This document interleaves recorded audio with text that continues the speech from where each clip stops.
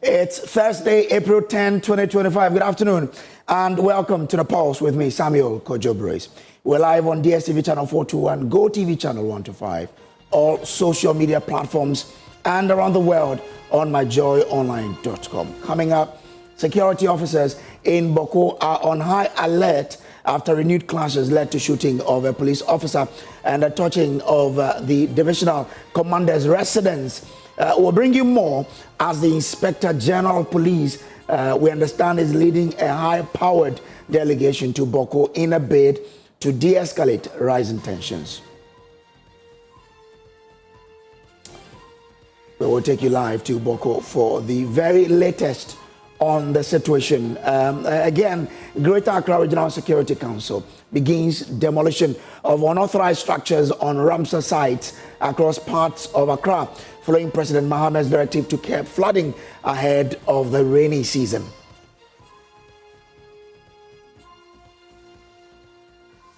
And Ghana to export trained health professionals, professional workers due to government's inability to recruit those due for posting for public health facilities.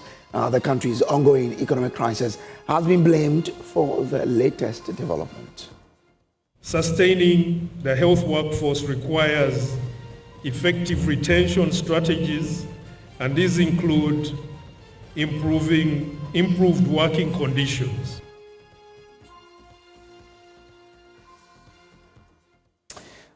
And later, we examine something. You remember Afro.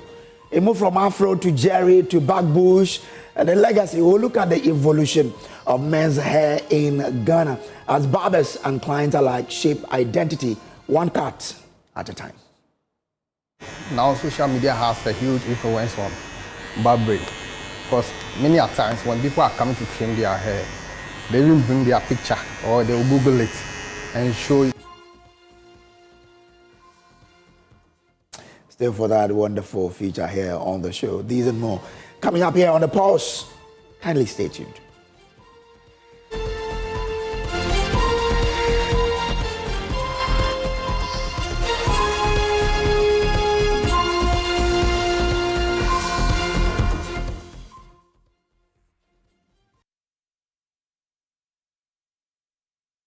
Well, let's delve straight into the details of the stories. And Inspector General of Police, Tete Yono, is leading a high-powered security delegation to Bawku, where uneasy calm has returned after renewed clashes claimed one life and left at least two others critically injured.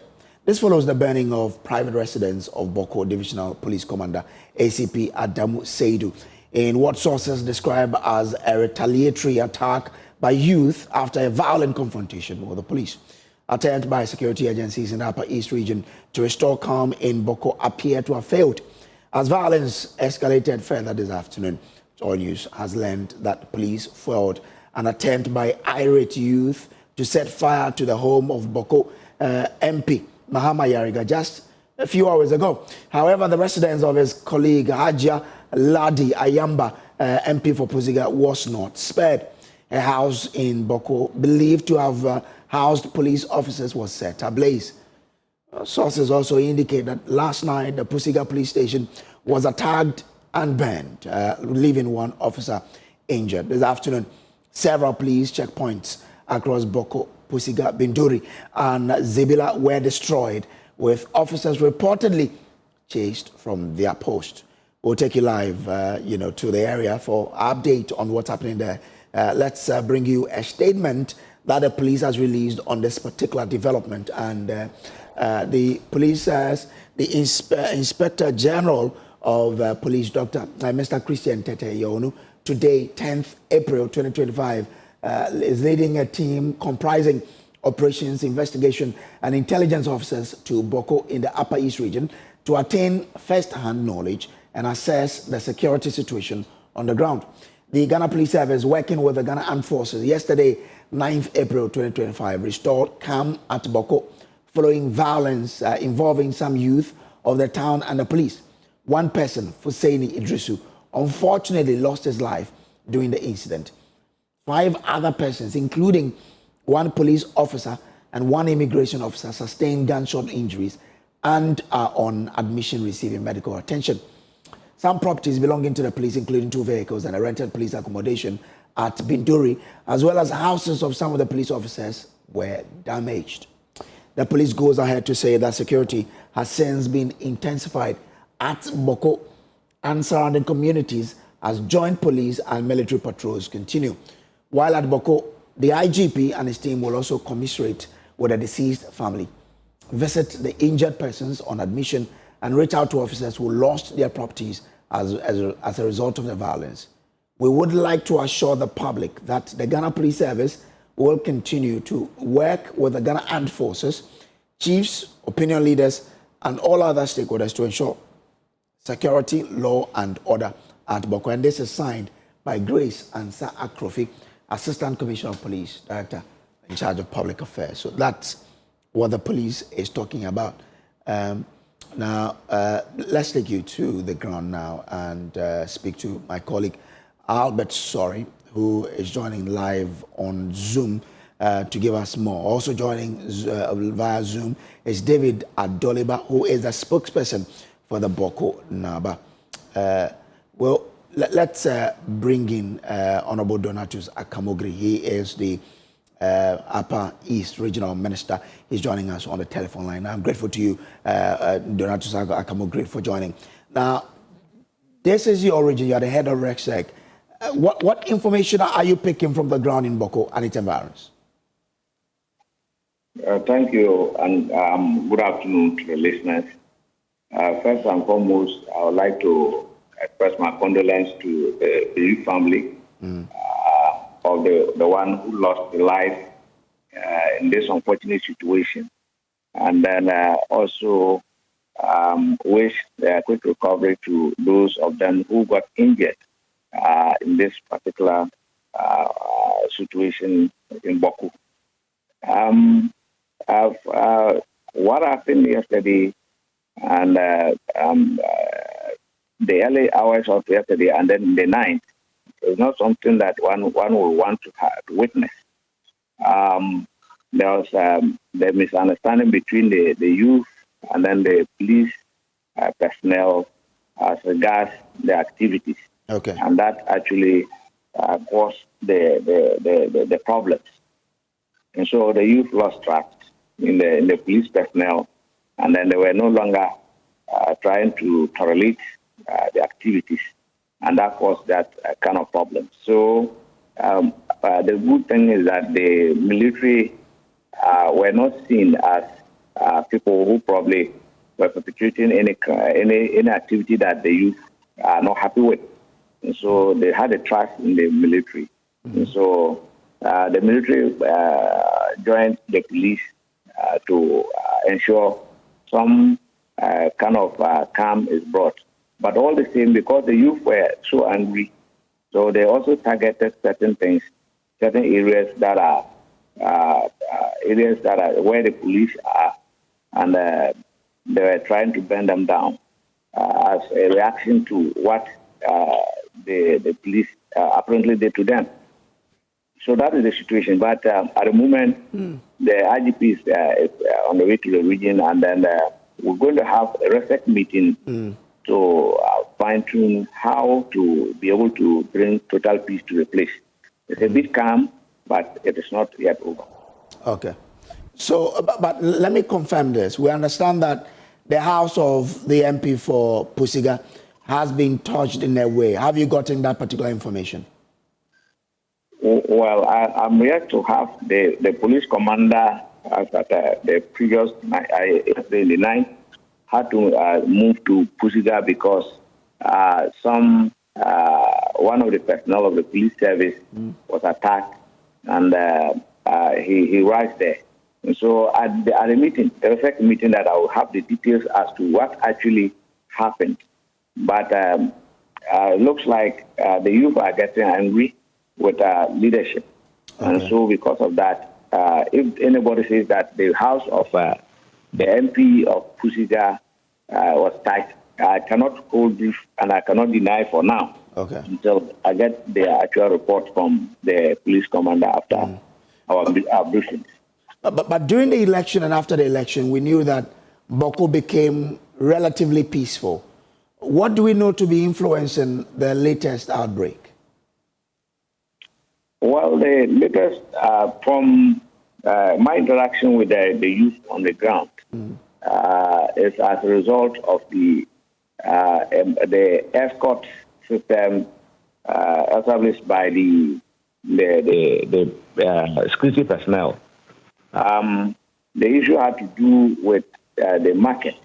You have the Bawku Township that used to be the business center, and because of the conflict, that enclave has been ignored, and then the Kumasi side of it decided to put up some kind of mini markets around to also engage in commercial business.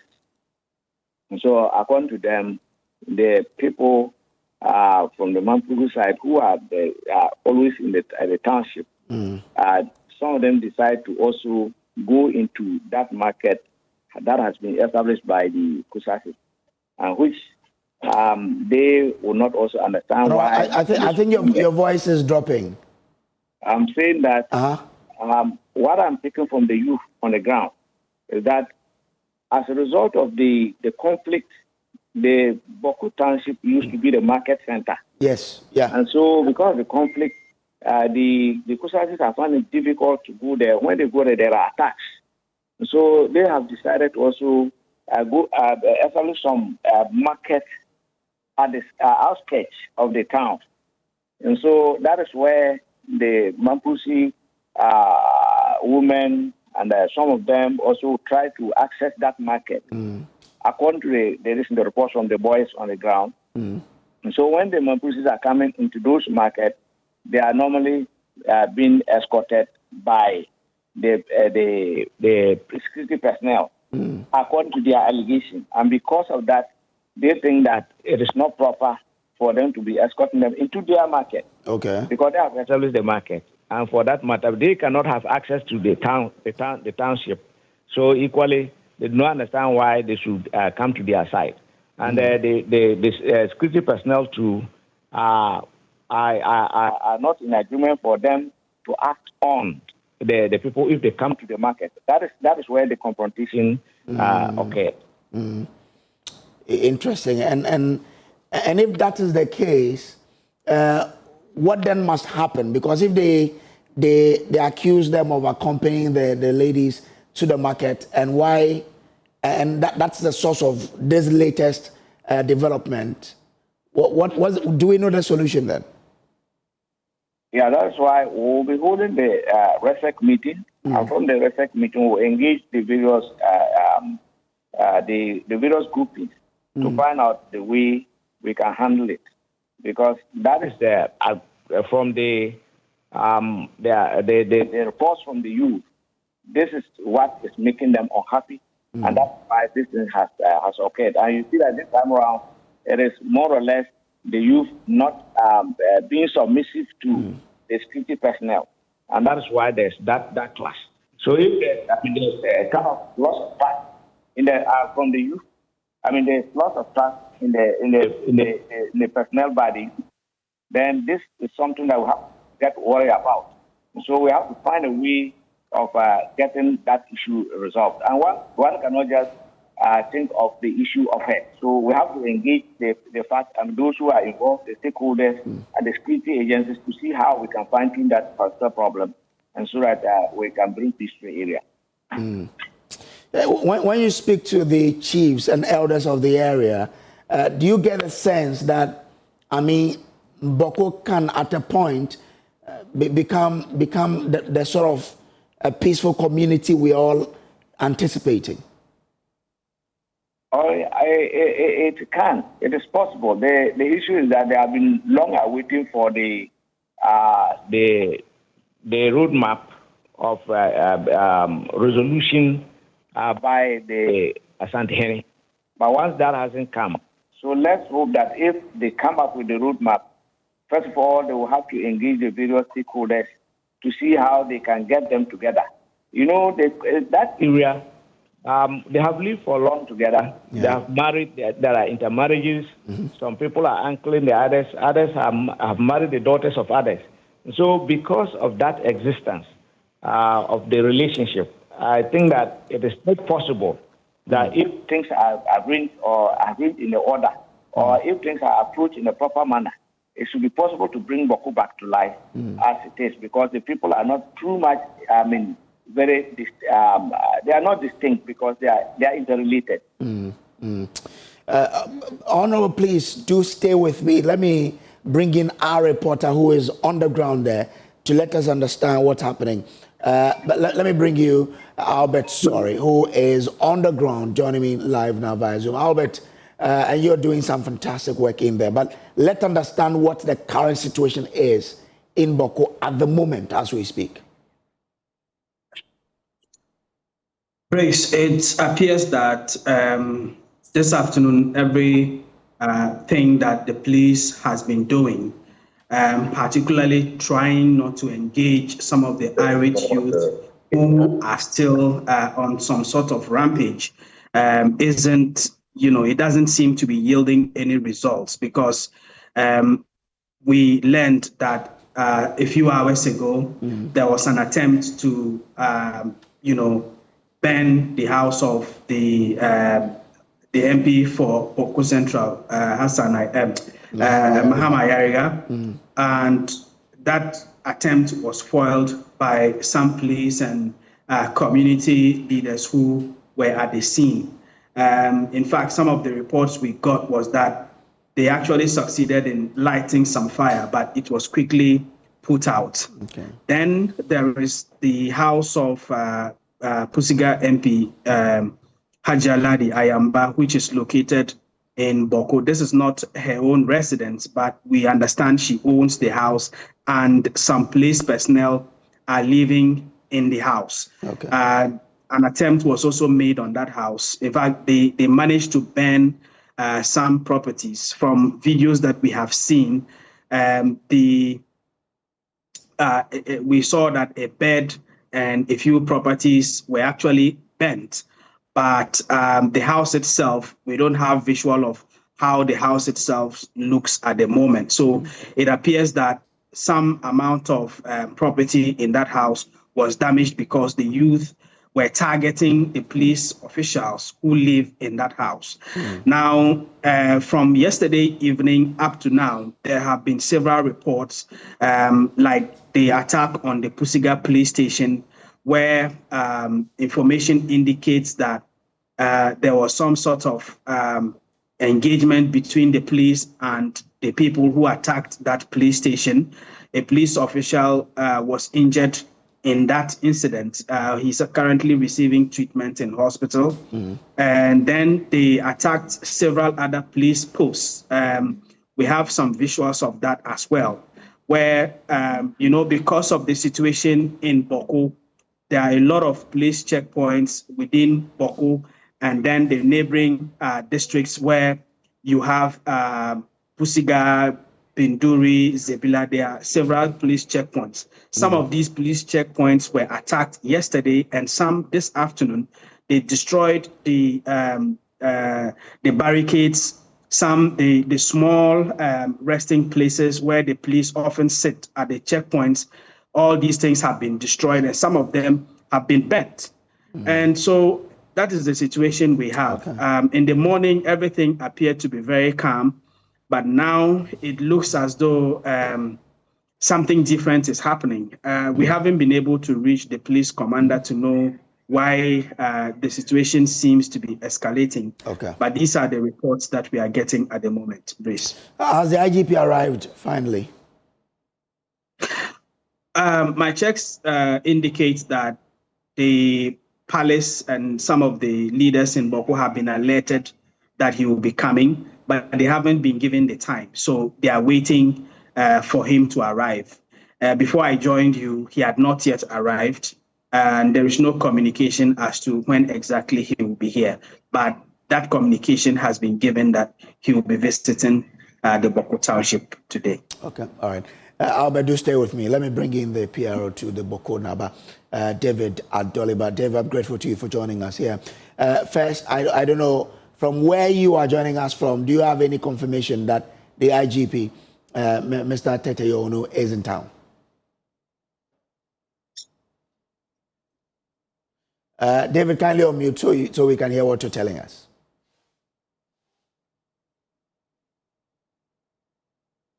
David, so I wanted to find out from you whether or not you know that the IGP has arrived in town or not.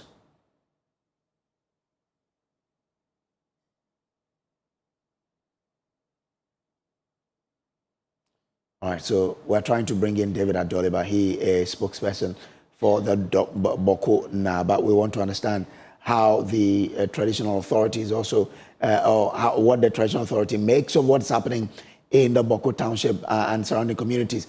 David, if you can hear from me, has the IGP arrived in Bawku yet? Yes. I can hear you, David.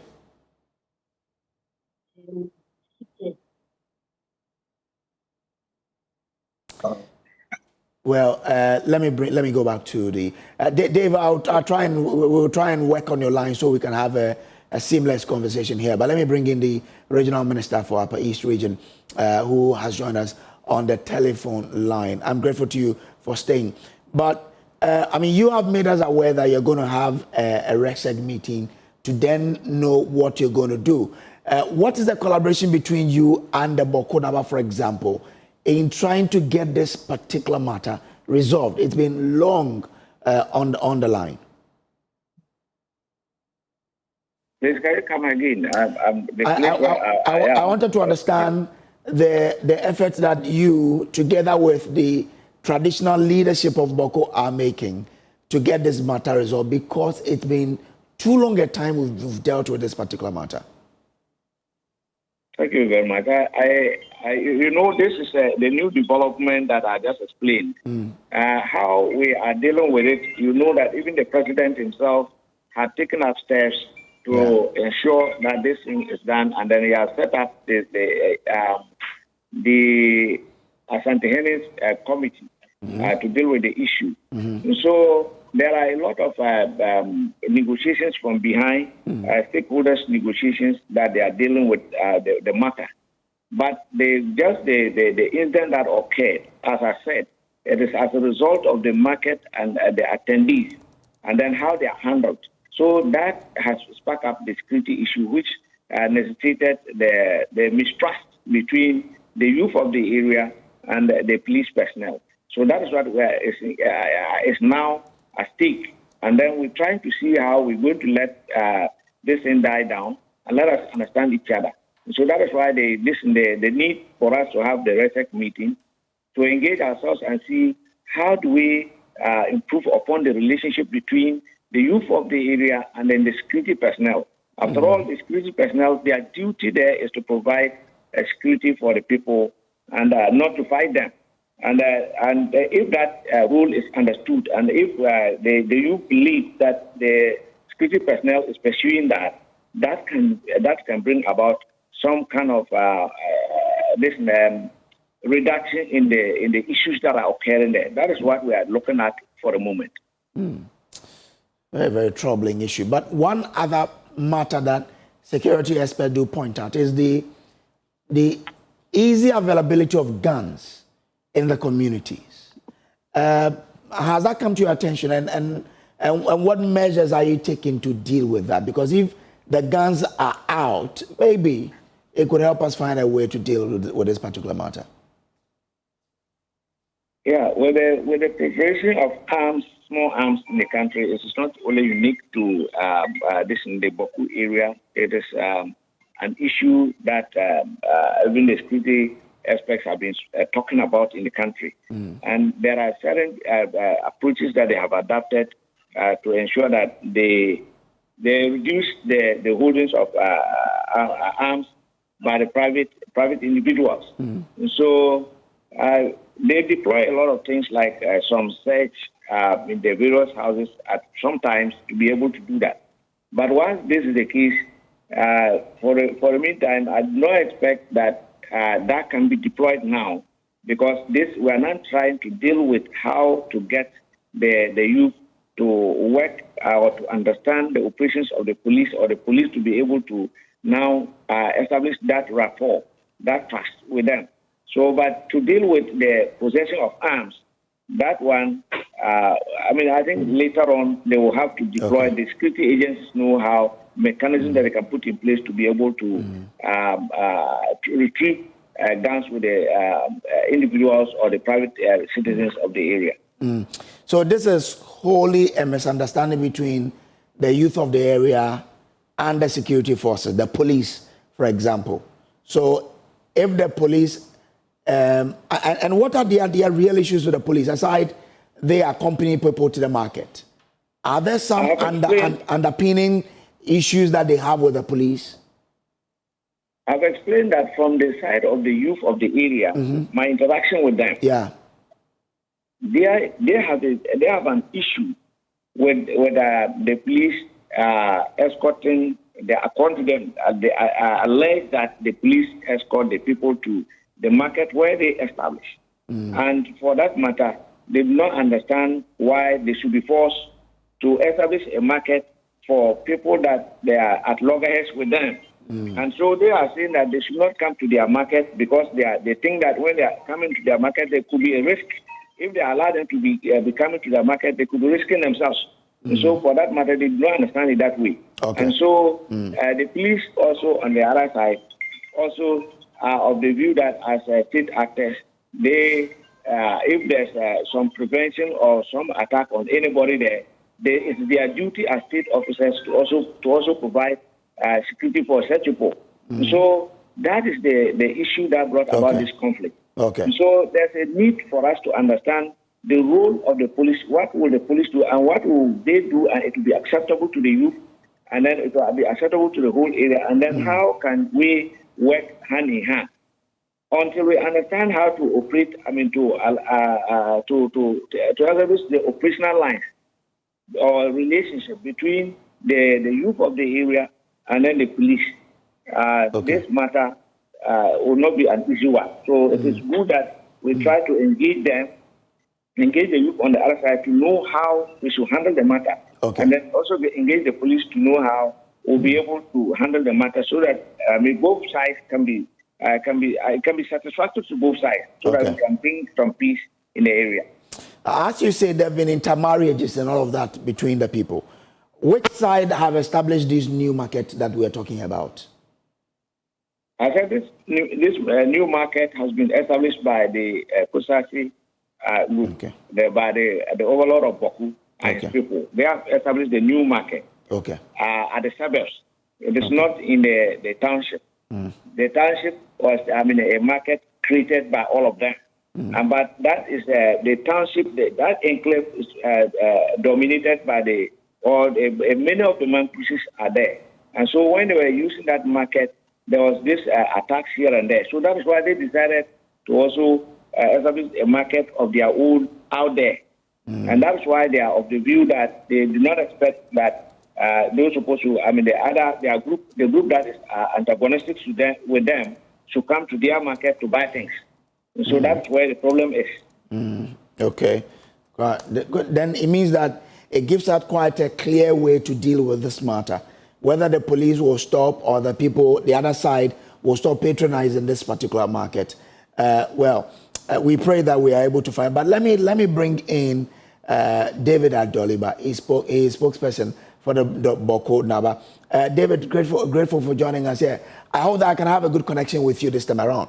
Now, once the issue is about the market, what is the Bawku Naba doing about the recent clashes then, if the issue is about market? Very much. I want to be sure my microphone is working now. It is working now, yes. Good. Let me say good afternoon to your cherished viewers. And I will first of all start to tell you what is happening.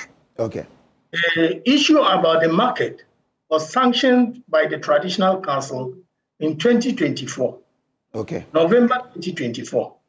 When the rival chief appeared and portrayed himself as a Bawku Naba, the Traditional Council came out to make a statement to the general public, instructing their subjects not to do business with any Mampushi until the issue about Bawku is resolved. Then the necessary rituals are performed. These are traditional matters you and I doesn't have control over. Okay. And so all this period, he had our youth trying to protect that authorization or directive from the traditional council. And so the youth had challenges with the security. Bawku Naba has engaged the security severally. Just last week, Bawku Naba engaged the security. Adamu Sedu, who is the divisional commander, was met by the elders of the traditional area. The current colonel was equally met by the elders of the traditional area. And it was made clear to them that by tradition, if you are fighting with your colleague, per our tradition, and you don't resolve it properly, you don't integrate. If you integrate, there is the possibility of more bloodshed. We got a good feedback from them that they will ensure that what is happening by way of escorting women into the market doesn't happen. Okay. For Christ's sake, we have two markets. They have their market, we have our market. They should stay in their market, because as they attempt to come into our market, there's the possibility of somebody acting in a certain manner that will lead to bloodshed. And until the traditional rituals are performed, you cannot have the people mingle without such challenges. Lo and behold, 3 days ago, a team of policemen came into town. Then yesterday being a market day, they positioned themselves from the police station close to the market, giving access to the Mampushi women to come into the market to trade. Okay. Youth decided to move to tell the security they will not support that, because there has been that directive. And until there is peace, we cannot mingle. Until the necessary spiritual or rituals are made, we cannot mingle. That was how the youth went there. The youth went there unarmed. Fusheni, who has been killed, is a youth leader. All the time we engage the security heads, Fusheni has always been part. The police in Bawku have always used Fusheni to go and stop the youth if they are misbehaving. On this point, Fusheni was brought in to talk to the youth. Then one of the police officers opened gun on them, killing Fusheni and injuring others. So in every action, there is a reaction. This is where the youth went on rampage. But we had different reportage to make it look like there was a clash between the youth and the police. That wasn't the situation. These incidences occurred because Fusheni was killed. It occurred because the police had shot the Kusasis, our people. And so if the security had listened to the traditional council and the chiefs of the area, more especially the Zuguran Bawku Naba, and had allowed things to be the way they are, what is happening now wouldn't have happened. The question is, all have our markets.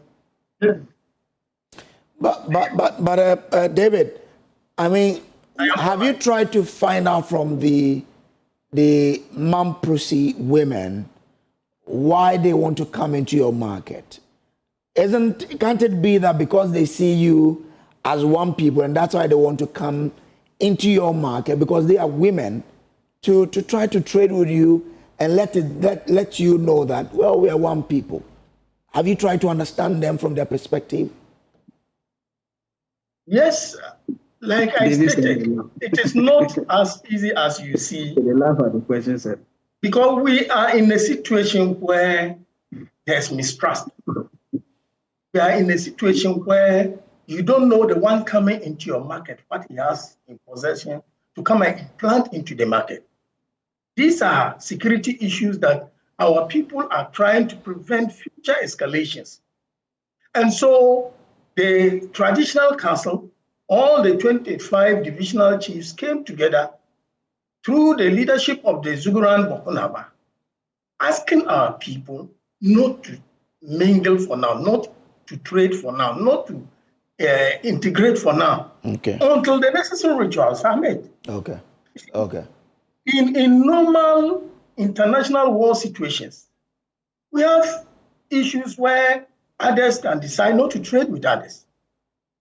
And so it is not a situation where somebody's human rights have been curtailed because there is a market. Okay.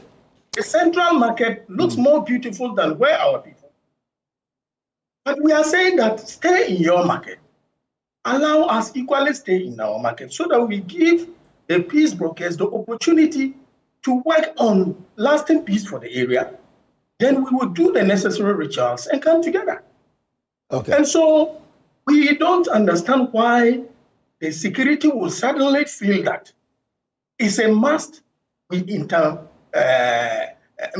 or we should mingle, or we should trade when they know the negative consequences that will come. But David, do you know when these prayers or these traditional rites you want to perform before you can trade together? Do you know when that will be done? Yes, the matter as we talk is with His Royal Majesty Otunfo Ashantini, and we are hoping that anytime soon the issue should be resolved. And once it is resolved, that's what we call burial of the hatchet, where all of us will come together, perform that rite before we can integrate and start to operate or do trade. And so the security must respect the traditional authorities and listen to them as far as what things that they are bringing before them as far as peace is concerned. It is important we see ourselves as leaders working towards a common goal, because the security cannot work without the traditional authorities and other opinion leaders. And the police will tell us that we are their friends, and said just as we are friends to them, they should let us come together, work on a common purpose, work on a common direction and path, so that together we'll be able to achieve the purpose that we are all working for. Okay. David, stay with me. I'll bring it in later, but let me bring in Dr. Victor Docker. Now, he is a security analyst with a lot of knowledge on the Bawku situation. Victor, grateful to you for joining us here. You have, spoken much about the Bawku issue, but in this one, we are learning that it boils down to a market for the Kusasis. To which market they're asking the Mamprosis to stay away from.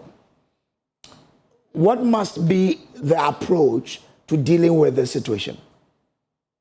Thank you very much. Good day to you and good day to all the gentlemen on the platform. Now, the approach is simple.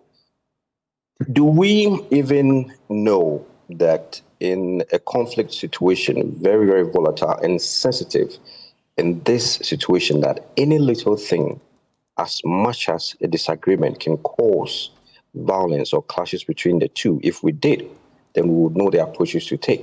Now, if we are able to give capacity to the security personnel over there on how to respect the norms and traditional practices of the area, including the directive that has been given to an overlord in every jurisdiction, then would be best assured to have best practices and not flout the rules, because then they know the situation. Now, if they had known that, for example, there has been an embargo placed on farming activities affecting one side, just because it is a preventive mechanism so that people don't go into their farms and are attacked, then this incidence of what we are hearing that they escorting Mampusi women to the market would not have happened. Now, we have neglected one key stakeholder in all of this. You would be hearing that there will be clashes. The government will enforce the curfews, renew the curfews, increase the number of personnel in there. But you don't hear about the fact that the civil society organizations, those who have worked tirelessly with regards to some consortiums in Kumasi, come out with the recommendations, those have first-hand information and have done a lot of work in the Bawku area.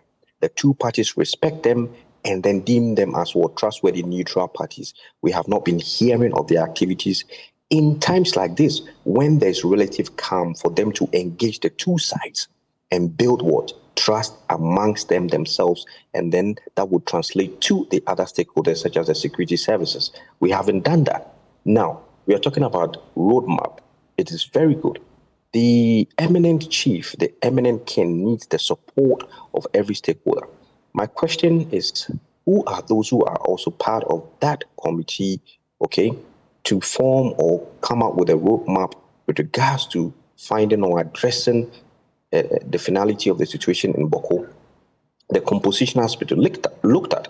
We need experts in that. We need people who understand the dynamics of what ethnic conflict, chieftaincy conflicts, to come in there and then offer advice. In as much as you are opening every stakeholder from the state institutions, from the CSOs, we need the right composition in there. So fundamentally, there's something wrong. The people in there need to have trust in a neutral stakeholder, i.e. the security services there. Any action, any event that the security personnel initiate or take that is deemed what as mistrust would definitely come with what consequences, and that is what we are seeing. Okay. I think they should have known better. In the past, we've had clashes as a result of what disagreements on even what election results. How much more escorting the other actor to a market where it has been declared traditionally that they shouldn't go, for the purposes of what preventing clashes between the two sides, because any disagreement can what spiral and cause violence. In this case, the trigger for these clashes is the fact that the security services personnel escorted an actor of the conflict situation in Bawku to the market, which has what resulted in the death of this gentleman and then injured several, the bent police barracks and all of that we are seeing. Okay. So that does it then mean that these police personnel would have to be transferred from where they are if we are to get peace in Bawku? One of the ways to achieve peace, in as much as you talk about transfer, is looking at strategically replacing, strategically replacing, because then you can't have a set of personnel in there for a very long time. It affects their what? Their psyche. It affects their psychological mentality in approaches such as these. Now, so if imagine you give these personnel there, or frequently be giving them psychosocial support, okay? Because the longer they stay there, it affects their psyche. They don't have contact with their families, physical contact with their families. So it's only this conflict. They are hearing cacophonous shootings here and there. It really affects them. So they need some kind of mental capacity, psychosocial support, so that it would enhance their health, their mentality, to what? Respond efficiently to these kind of issues. So strategically replacement, because then even when you go for peacekeeping, you go for a number of months and then you are replaced. So we should look at that system also. Frequent replacement, okay, with not just any personnel, but personnel who have what capacity. So then now you're talking about if you want to replace existing personnel there, you're giving them the capacity building now. So when they go into that situation, in as much as you are giving them emergency sit reps and all of that areas not to go, what to do and not, you also need to build their capacity in the area of psychosocial support, in the area of how to handle what conflict, mediations, negotiations, and all of that. This is one of the ways we can what allay the fears of the people, build trust, and then it would enhance the efficiency of these security personnel we are sending in there for the purposes of what? Peace. So in the interim, as we try to calm the situation there, what do you suggest should be the approach? Because we know what caused this. We want to bring the place into normalcy. How should we approach it? One, I think every resource, support, the political will is there. We've heard from the president, he's willing to resolve this, should be given to the committee and then the king to come out with a roadmap as quickly as possible. They will or may have some challenges from either sides, but it is expected because we've talked about the many challenges on these two ethnic groups for a very long time, so they should know and pick the challenges, and this should not be an issue at all. Now, the respect for norms and traditional practices has to be echoed for every security personnel, every stakeholder in there. Okay, I'm not going to talk about the king because he's an eminent king. He knows what he's doing. He has the knowledge and intelligence with regards to what even happened in the Dagbon kingdom. He knows what he's about. But the people who are supposed to support should also know what it is when you talk about traditional norms. You talk about ethnic conflicts such as these. Now, security personnel should stop meddling in the issue of chieftaincy and events such as these that would cause death and destruction to property. They are regarded as neutral stakeholders, and any action on their part would derail the peace, would derail the mistrust. So they should, as much as possible, try to avoid any incident. Normally, you hear them come up with say they want to build trust, so they are organizing cleanups and games. They should desist from it as at now, because the place is very volatile, it's sensitive. People have taken entrenched positions. So any kind of disagreement, you'll be shocked over any issue can spark what? Violence. They should desist from it. Okay. Dr. Doke, I'm grateful to you for joining us. I still have with me David Adibo. He is spokesperson for the Bawku Naba. So David, I'm gathering that the Kusasis have prevented every other person from going to the central market. In fact, I understand they blocked the roads and prevented all traders, including Burkinabés and Togolese, from accessing the central market. Why that?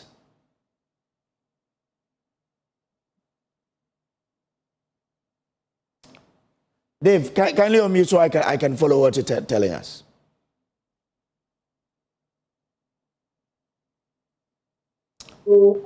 Dave, yeah.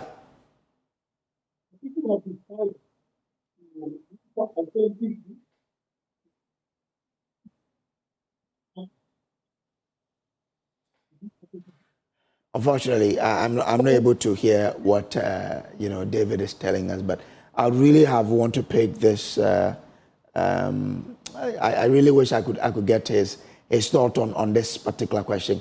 David, let's try again. You are speaking, but I'm not hearing you. I want to find out from you why the Kusasis have allegedly blocked or prevented other traders from accessing the central market, where other people can go apart from the new market that they have made. Yes, I think it's better now. We can manage. I think that look at the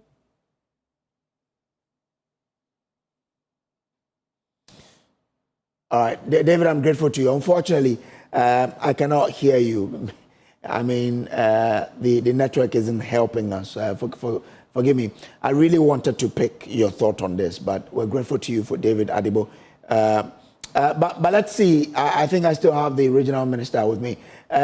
So as I let you go, now we understand that it's about a market situation. We're also hearing that the Kusasis have prevented other persons from accessing the central market. As we leave you, what should be the approach? You are the RECSEG, the commander, there in terms of the RECSEG. What will you do so that there's peace in the area? Well, the issue about preventing people from the market, you know that when there's a war situation in a particular area, people themselves naturally will not even go there. Yeah.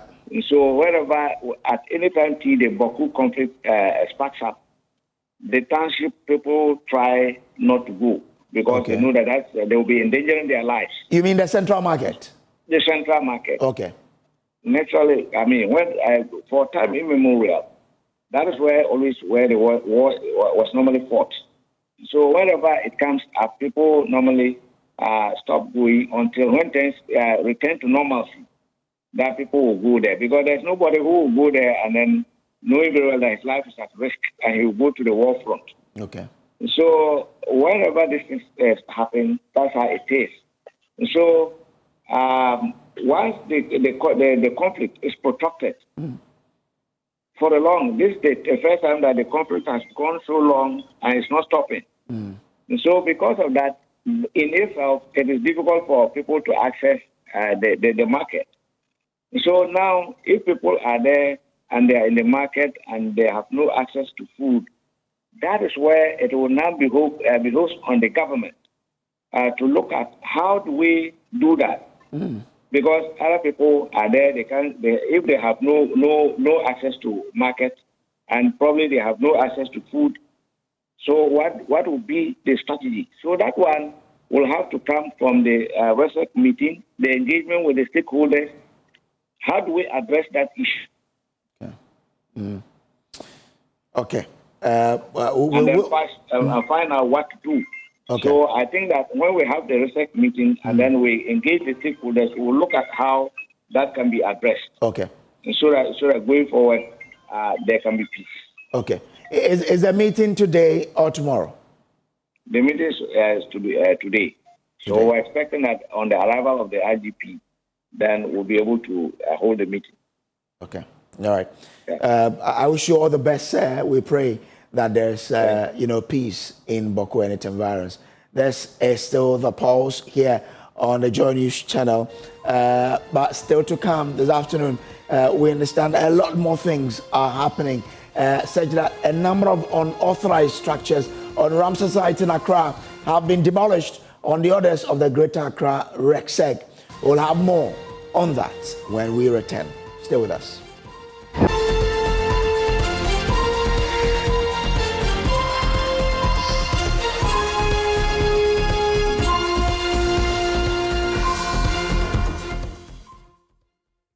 Welcome back from the break. This is still the pulse, and this afternoon, the Greater Accra Regional Minister, Security Agencies, and the MC for Wejagbawe toured Ramsar site in the municipality to oversee the start of a planned demolition exercise.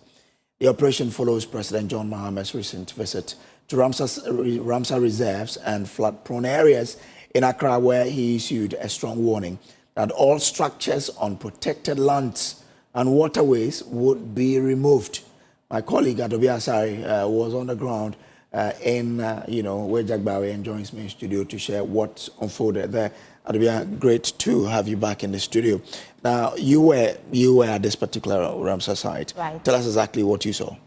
So, what happened was that the regional minister, together with some security agencies, I saw the army there, I saw national security, the police, even NADMO, so many security agencies, and some of the DCs and MCs.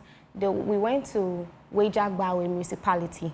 The first Ramsar site we visited, the Honorable Minister, Linda Oklu, was very unhappy because no work had begun yet. You know, ideally, the place is supposed to be marshy or swampy, but the place had been filled with rocks, ready for construction. They had prepared the land, filled the entire place with rocks. And then the company that was found to do that is Skytech, is owned by a Chinese man. They deal in car parts and home appliances. So he's been summoned, the company has been summoned to court, but she was unhappy that they hadn't started anything there. So she instructed that the company, with their own expenses, dig out whatever rocks they filled the land with. So they should scoop out the filling that they've done on the land. Everything. So that how big is the place? Oh, we're talking a lot of land. I mean, it's very big. If I'm not exaggerating, it should be around a pitch. Oh, a whole pitch. Football pitch or more. Okay. You know the Ramsar site as Wejagbawe, if you've been there before, it's very big. And they filled the entire place ready for, I think they wanted to erect a building, but they've been instructed to take out everything from there. Now we go to the second site. It's been encroached not for construction, but they've made the place a scrap dealing hub. We saw so many metals there, and then there was a lot of waste, plastic waste and fashion. That's this, what we call Obroni Wewu, second-hand clothing. They were there. I mean, it was a heap of clothes.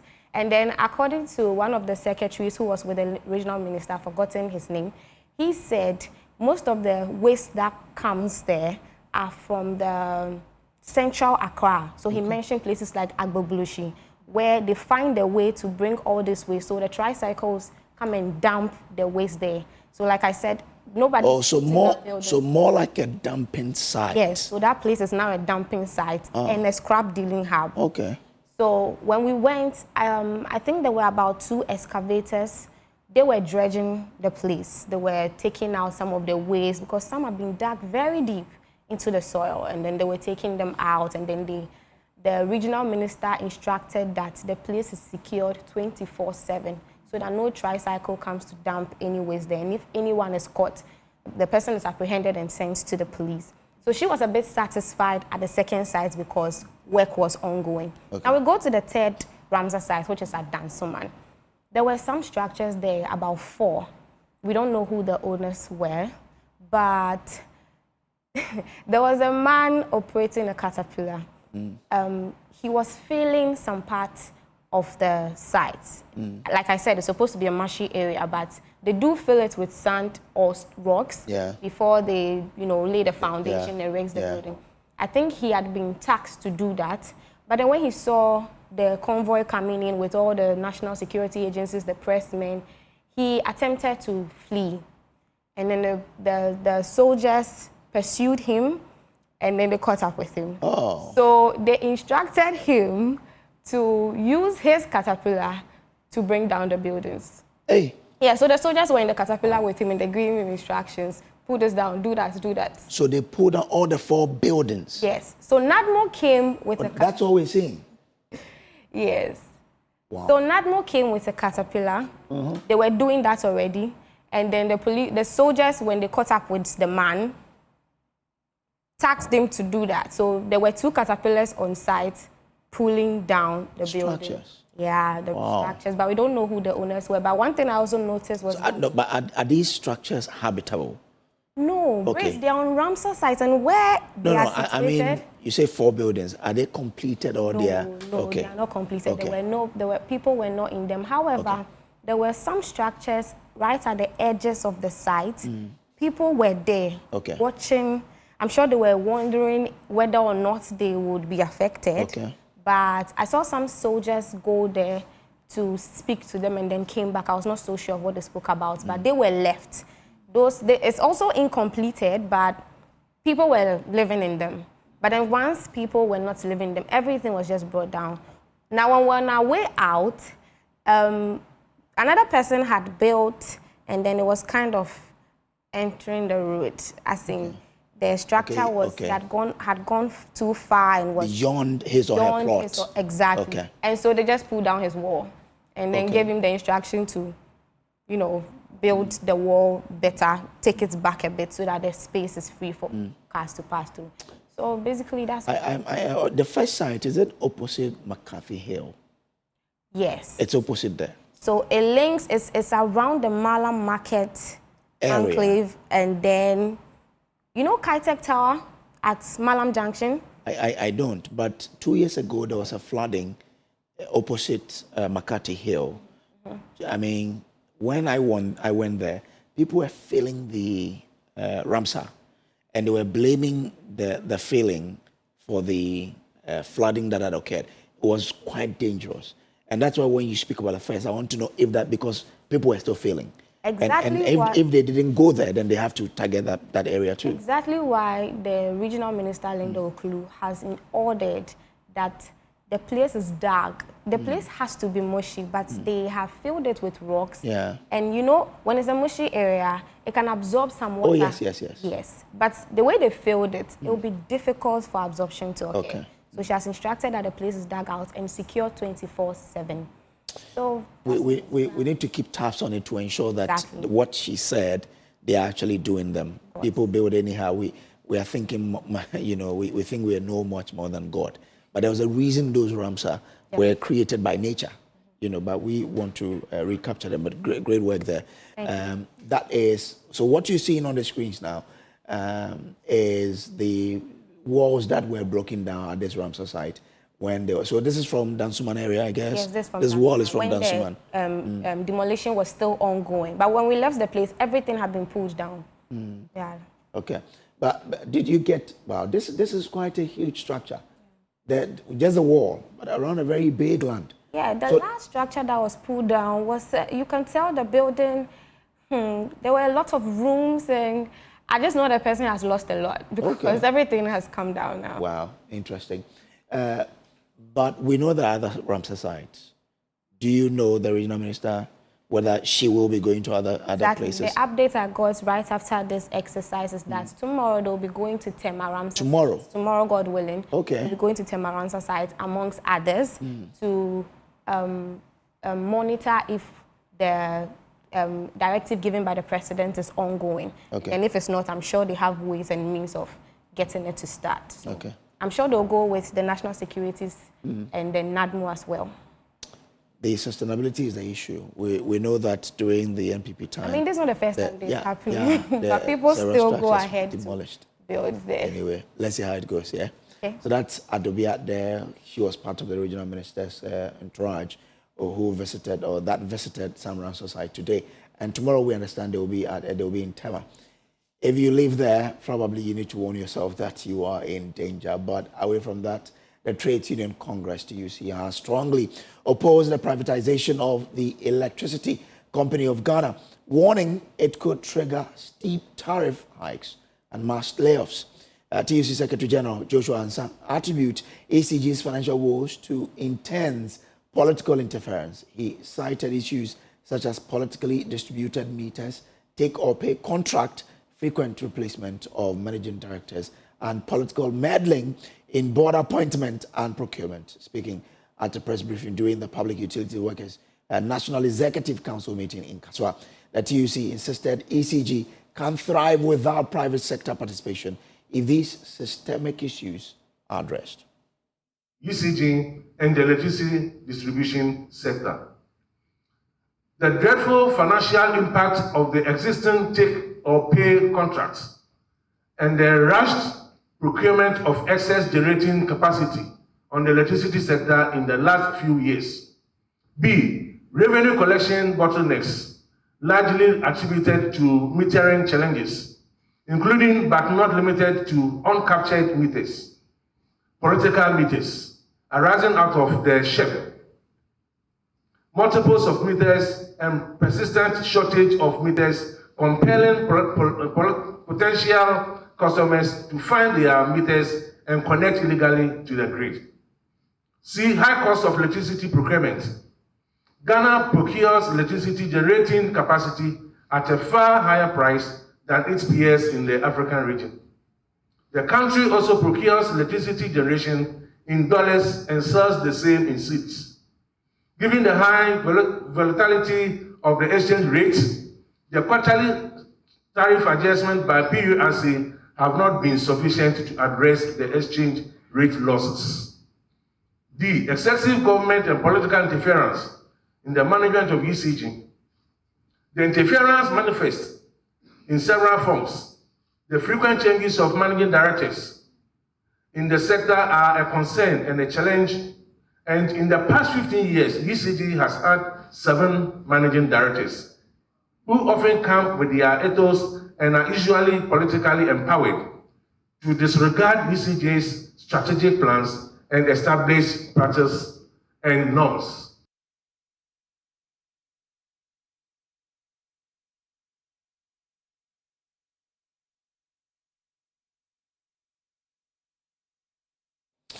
Joshua Ansah added that ECG would operate profitably if the government ends political interference in management and IPP contracts, as well as appointing competent professionals.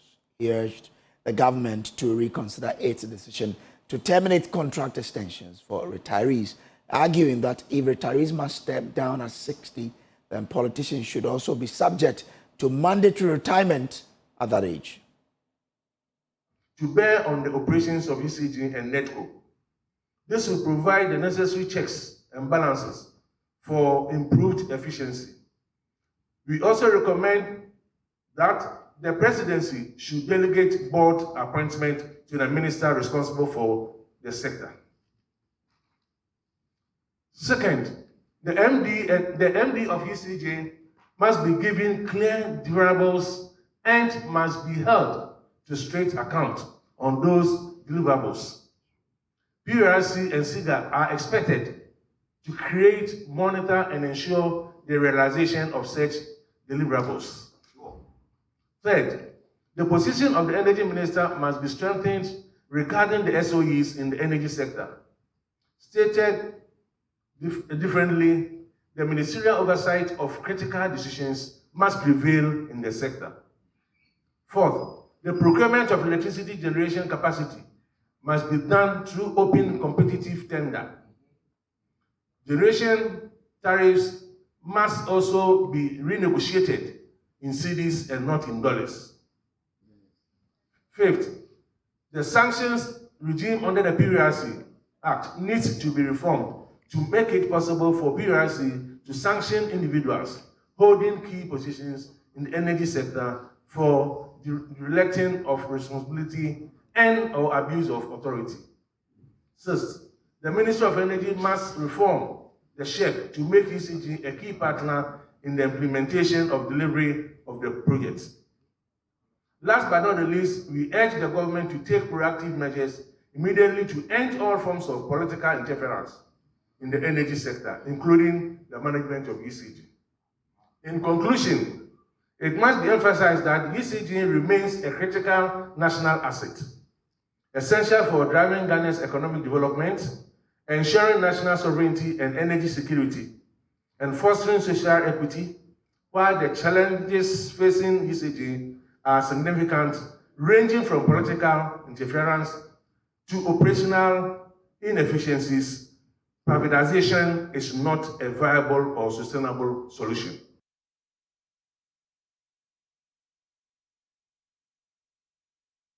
Well, let's dwell more on this. We're joined via Zoom right now by the General Secretary of the Public Utilities Workers Union, Timothy. I'm grateful to you, sir, for joining. But, you have given your, some reasons why you are opposed to the private sector participation in ECG. And you believe that political interference is the reason why ECG is not able to perform to its, possible best. But if that is your fear, that political interference is the cause, why not allow a private person to take this up to limit the political interference, then which would allow ECG to flourish?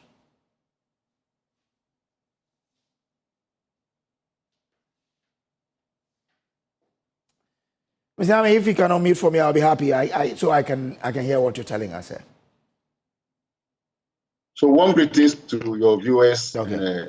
Your listeners. Yes, so we are talking about a no for private sector participation in the energy sector, not because of anything, but the energy sector is a private sector investing in the energy sector. It means you are surrendering the sovereignty of the state to some private individuals. So the issues bedeviling ECG are what we have enumerated. So are you saying that if government cannot appoint a managing director and give him KPIs on the deliverables so that he can be able to perform, that you fire non-performing CEO and also pat the shoulder of the performing CEO? It's not every entity that can be ceded to the private sector. Because over the years, we have seen the performance of the private sector in the utility industries. In serving as an example, that's why we are actually not happy with this move by government to bring private sector in the retail end of the entity. We've seen the state-owned enterprises. Which of them has government been able to stay away from its operations? Oh, there are several. There are several performing SOEs. There are several performing SOEs. When you have some of the SOEs that can perform very well, there are several performing SOEs that are for government. So also, I know, but I'm asking of anyone government has stayed its hands off its running, and they are making profit, they are really bringing money to the state. If there's any, I don't recall any of them, and that's why I wanted you to help me if you know of any. I know many, and I will not. I would like to mention their names. They are there severally. I will not mention their names. Okay. And then don't also forget that ECG is actually not necessarily a profit-making entity. Of course, we are also we should be able to operate to recover our costs. For instance, you buy power, distribute the power, and be able to pay your suppliers. Which is doable. So, but it also has a responsibility of supplying power. It's both a social and economic entity that our pro-poor areas should be supplied with power. At least they should get light and other, for instance, home appliances that use electricity. We could be able to deliver. They should be able to deliver the power to those people. So it is not necessarily an economic tool. It's also a social tool that, as we speak now, power distribution across the country is about 75. And government upon government promises for social amenities includes power and water. So despite the fact that we know that they are supposed to generate some revenue that they can use it to run the organization, it should not be made as a profit entity. And this is what some of the multinationals or other donor agencies are pushing, that if a company like ECG should be privatized or should be put into private hands because they are not making profit.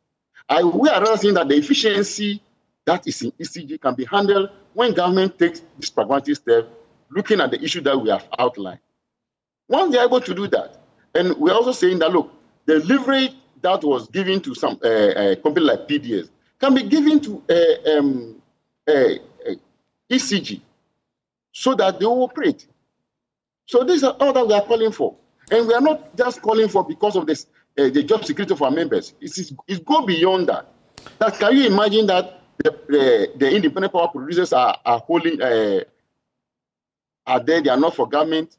Then we have the retail end of the entity also being in the private hands. Do you know what will happen tomorrow? And we have seen investment, or we have seen private sector participation in energy sector around the countries that have not been able to perform because they would like to only concentrate in areas of their interest. Well, Mr. Hemi, when it comes to the technical losses and the revenue losses that we do encounter in ECG, are you saying these are because of political interferences? No. Okay. Right. So it is not only the revenue losses that are contributing to the performance, downward performance of ECG. Mm-hmm. There are other things that are contributing.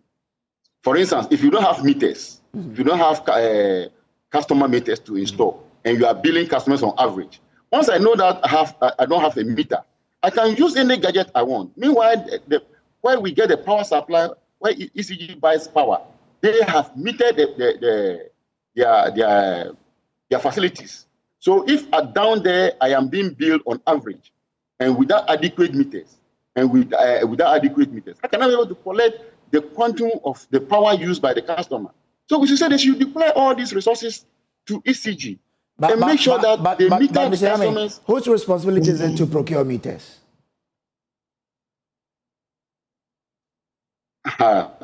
So that's why we mention the procurement.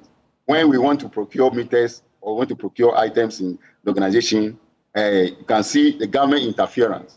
If they allow ECG to operate and send tenders for the procurement of materials, I'm sure the price of those things will be more competitive. That ECG can be able to buy and deploy to our customers. But because of the government interference, any attempt to procure an item that is needed by for customer or for distribution, what will happen is that those state institutions that want to profit from it will quickly intervene. So I'm saying that when you give the managing director the power that he, together with the board, that the governing board, to go along without unnecessary government interference, they'll be able to do all this. So there'll be value for money procurement, value for money services. There will be adequate meters across the nation for our customers to get. The reason why most of the time you hear of meters, meter tape, and is because there are no adequate meters. And somebody thinks that, oh, once you come to his house and you see that there's a meter, it is good, it's good to go. So we are saying that, look, deploy all these things. Let us install the meters and let us read the meters and get the needed resources and pay for the IPPs. And also get some of the money for repairs and maintenance. And when necessary, we'll be able to do some replacements. Okay.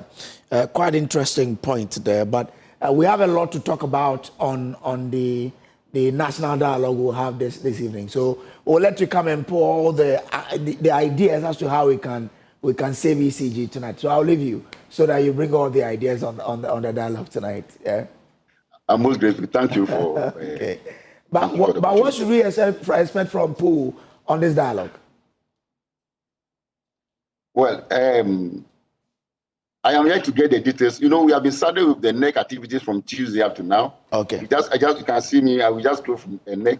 Yeah. And today, and I'm here to get the details. But I will assure you that it is no for private sector participation, especially in the retail end of ECG. In any form. ECG, in any form. In any form. Okay. In any form. Government is a government entity.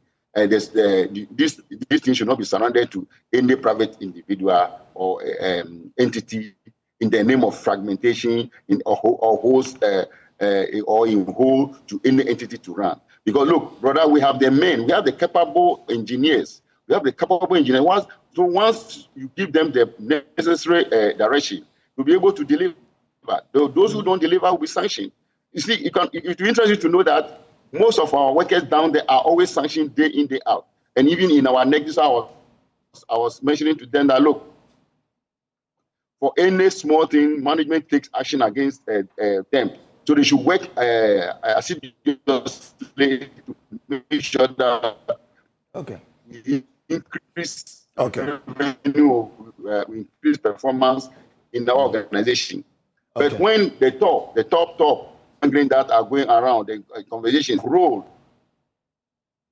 Okay, I'm grateful to you, but you also speak about the fact that if your members are to go on retirement at 60, then politicians should also go.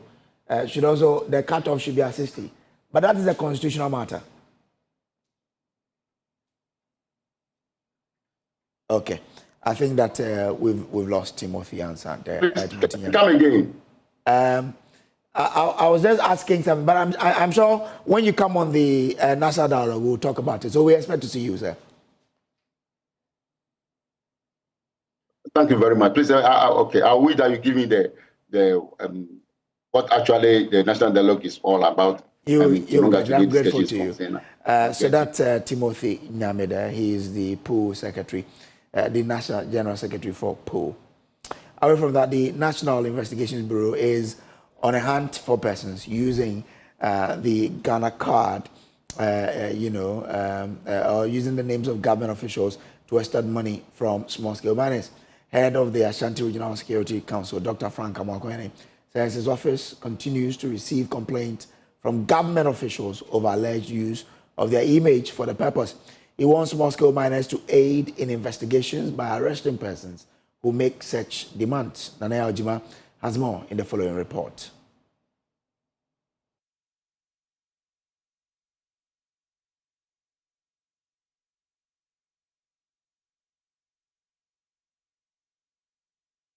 The meeting between the concerned National Small-Scale Miners Association and the Ashanti Regional Minister centered on sanitizing the mining industry for a sustainable environment. The miners, who appreciate the fight against illegal mining, raised concerns over some persons extorting money from them under the guise of Galamsey fight. In a response, the Ashanti Regional Minister, Dr. Frank Amwakwene, indicated some interventions are already in place to deal with influence peddling.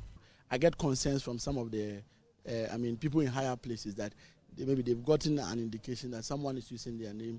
So there are some of them I hand over to the BNI to investigate and be able to make sure that we get a culprit. And I want to get a scapegoat so that influence peddling, especially when it comes to these issues of illegal mining, can leave the system. I didn't mention your name. For my name, I've not really gotten anyone who has been bold enough to do that, because I'm right here in the region. I can't use my name in Eastern region or Bono region, among others. And I'm here. Anyone who wants to hear or listen to my side, I'm very accessible. So I'm very skeptical that someone can use my name as regional minister to perpetuate such activities. The Regional Coordinating Council has waged a fight against illegal mining with a task force of security operatives and enforcement agencies taking the lead. Already, the task force says it has succeeded in retrieving some forests from illegal miners. Dr. Mwakohini says the war against Galamsey will be sustained. His Excellency the President has been clear on his directive concerning mining. No to forests, no to river bodies, and by the roadside.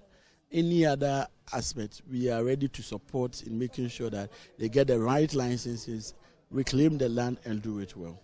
Aside from that, I don't want people coming in with names from whatsoever. No government official will support you to do what is wrong. Meanwhile, the concerned National Small-Scale Mining Association says the Minerals Commission cannot be exonerated in the upsurge of illegal mining. President of the association, Michael Kwadwo-Prepra, wants the government to relieve the CEO of the commission of his position. The Minerals Commission has repeatedly practiced that led to severe pollution of water bodies and degradation of the environment. These actions undermine the progress being made in reforming the small-scale mining sector. As key stakeholders in the Ghana mining industry, we assert that retaining Mr. Eyisi as CEO poses a significant threat to the government efforts to promote sustainable and responsible small-scale mining in the country. We urge the government to begin its restructuring effort at the Minerals Commission by appointing a new leadership that reflects the renewed national agenda. For Joy News, Nanaya Ojima, Kumasi.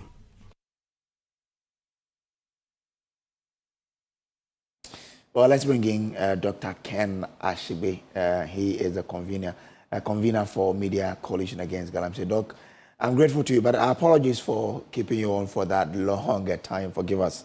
We are in this together, so sometimes we moderate you a bit, but forgive us. But I want to get your thought on this whole point about the politicians' names coming up here and there. It looks like it is not going away.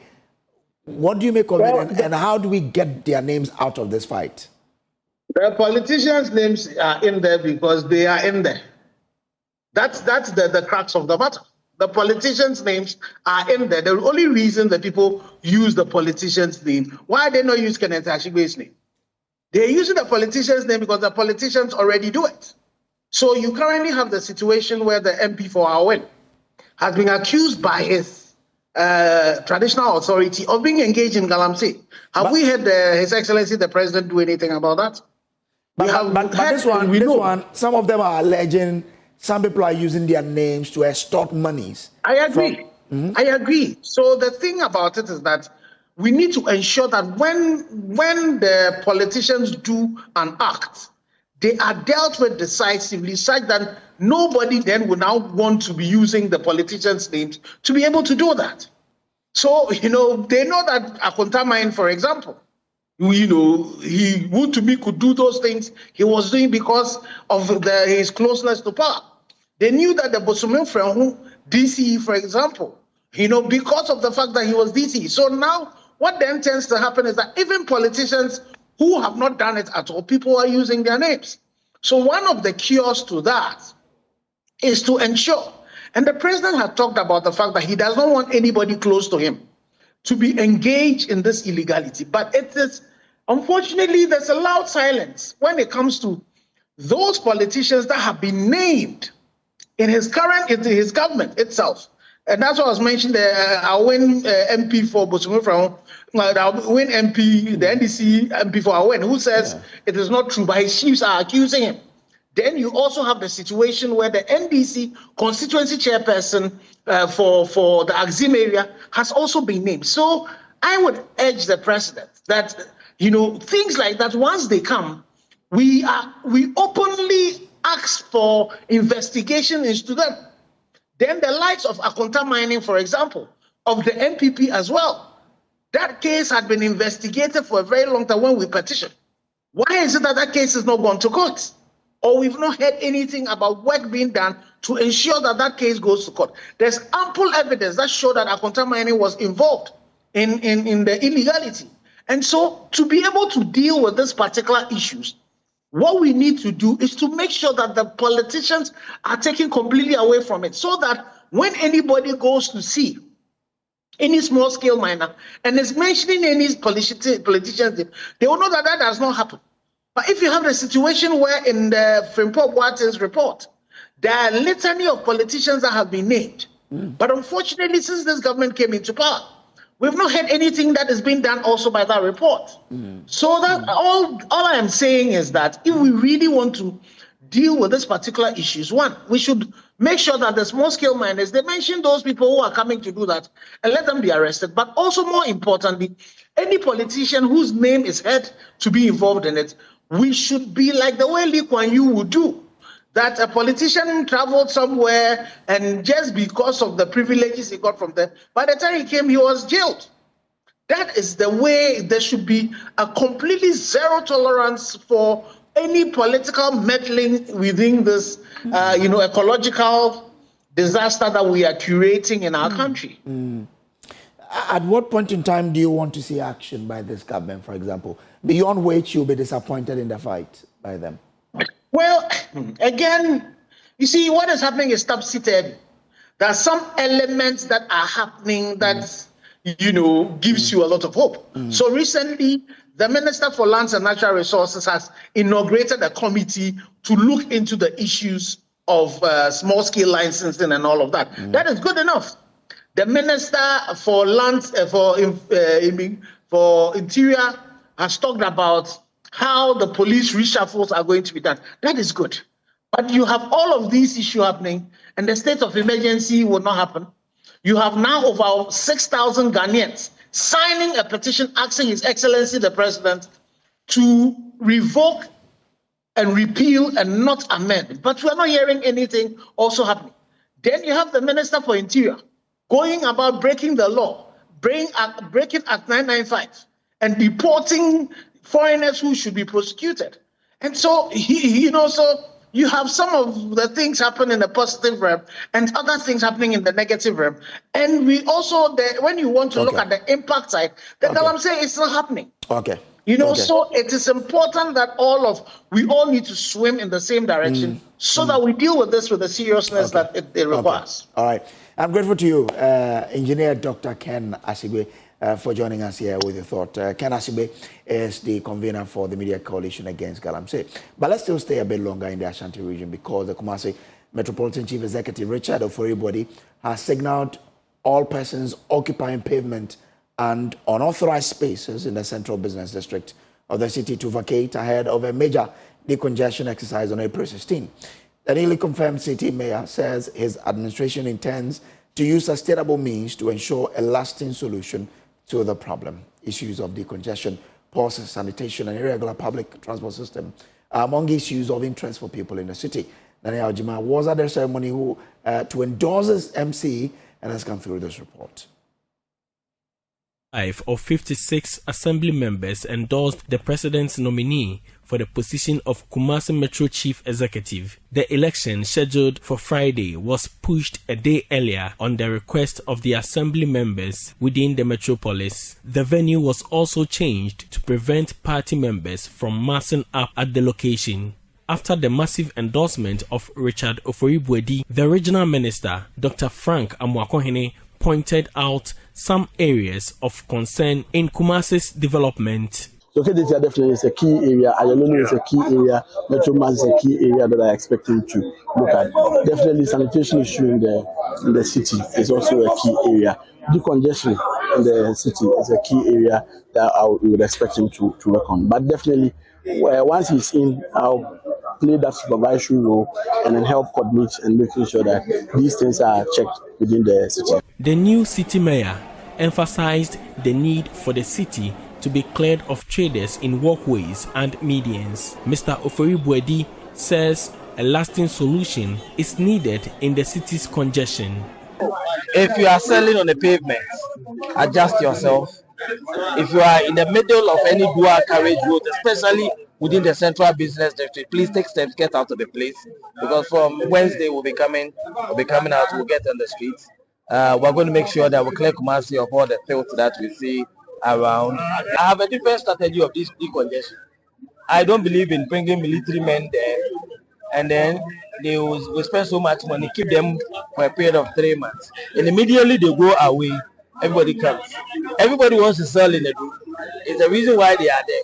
We'll find some ingenious ways to keep them in a room and decongest them. I most of the time don't want to put too much things in the media. I want to work, and then the work will speak for me.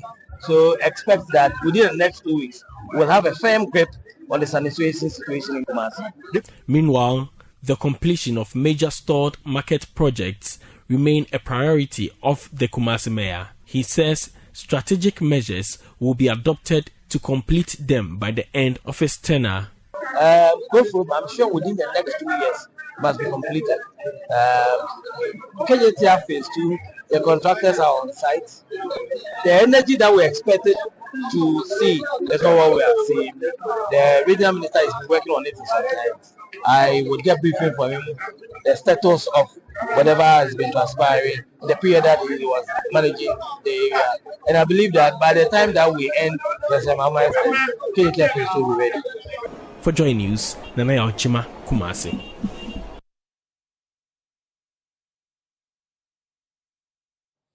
Well, men's hairstyles in Ghana have always been more than just a matter of style.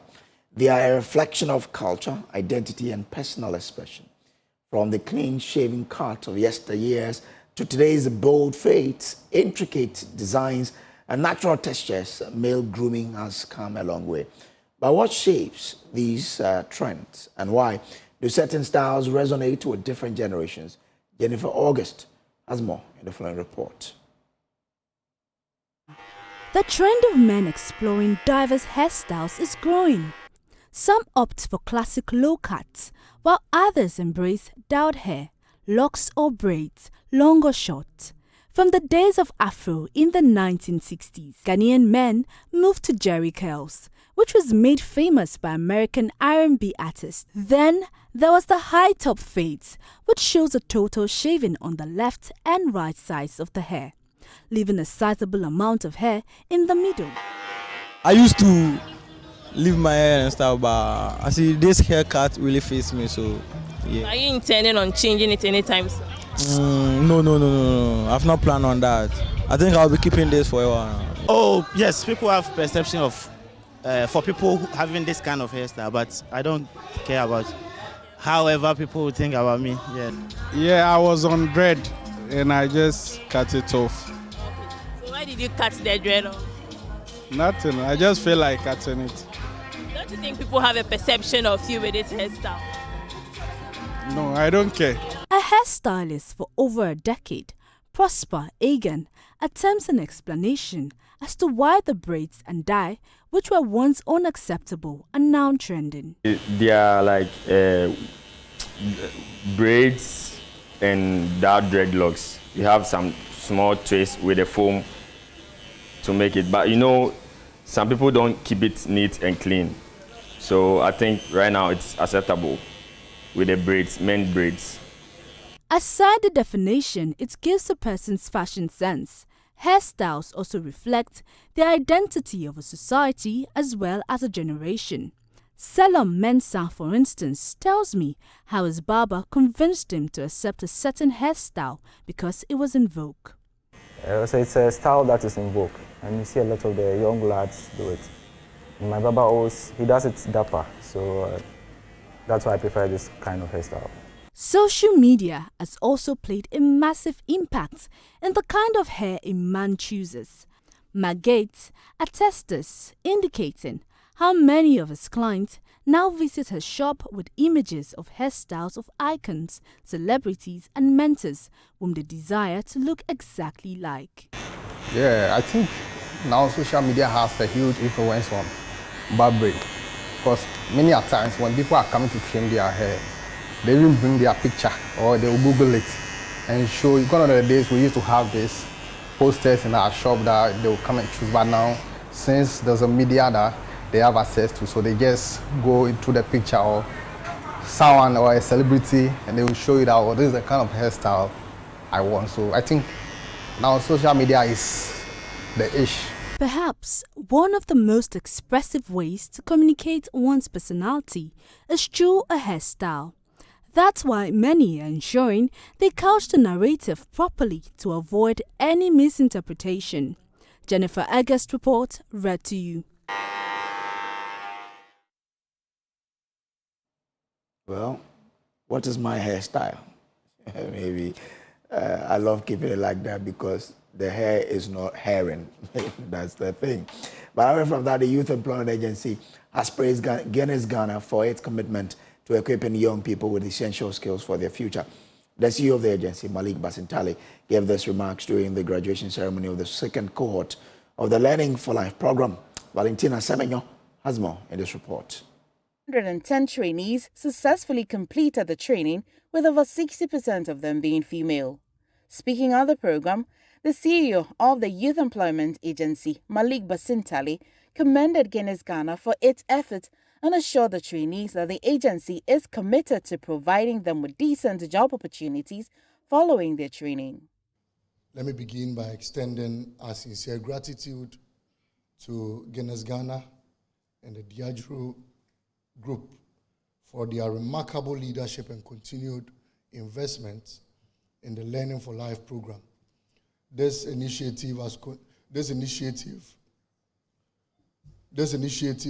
is a shining example of how private sector-led interventions can directly empower youth and build resilient industries, and in this case, hospitality and tourism. As the YEA CEO, we are not only here to celebrate skills, but to ensure that we are here to ensure that those skills lead to real jobs, and not just jobs, but decent jobs. This is where our mandate comes alive. The managing director of Guinness Ghana, Felicity Inson, highlighted Guinness's global success in equipping youth with relevant skills. Learning for Life is a key pillar in fulfilling this vision. Around the globe, this program has provided resources and skills to over 200,000 people.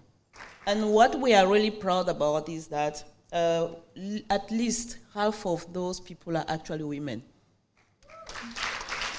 She also added the meticulous effort made to reduce gender barriers in the training sessions. So by offering flexible training schedules and making learning accessible, we have reduced barriers that often prevent our dear women and other underrepresented groups from acquiring the skills they need. Our strategic alliances with the Youth Employment Agency, Ghana Tourism Authority, and TVET institutions allow us to embed gender-inclusive practices while also considering accessibility for people with disabilities and ethnic minorities. Some of the trainees also shared their experiences acquired through the program and advised other youth to take on such programs. It has really improved my skills in terms of hospitality and the staff. So I will use this opportunity to urge the youth to come on board and then join this program. Guinness Ghana is looking forward to more collaborations in order to train more youth in the country. For Joy News, Valentina Semenyo's report read to you. All right, thank you very much for being a part of our show today. That's our package for you. But just before I go, let me say hi to these students from my senior high school, Badubonso Senior High Technical School. Daniela Aka Kwame, you celebrated your birthday on the 11th of April.